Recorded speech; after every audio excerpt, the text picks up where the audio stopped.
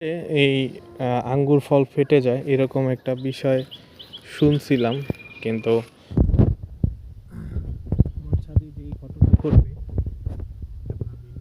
এই যে আমাদের ডিকসনের ৩-৪টার মধ্যে কিন্তু অলরেডি এই টানা ২ দিন বৃষ্টির ফলে এই ফলটা ফেটে গেছে। তবে আমাদের যেই ফলগুলো ব্যাক করে রাখা হয়েছিল সেই ফলগুলো আলহামদুলিল্লাহ এখনো পর্যন্ত কিছু হয়নি।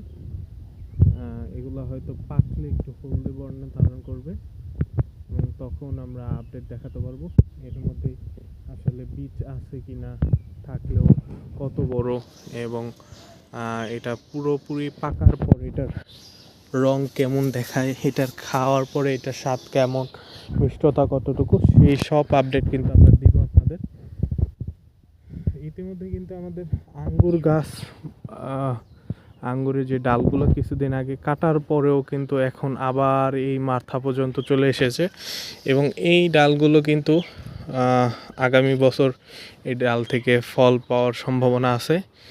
যদিও এতটুকু পর্যন্ত রাখা হবে না, তাও এই ডালগুলো থেকে আগামী বছর ফল পাবো আশা করি।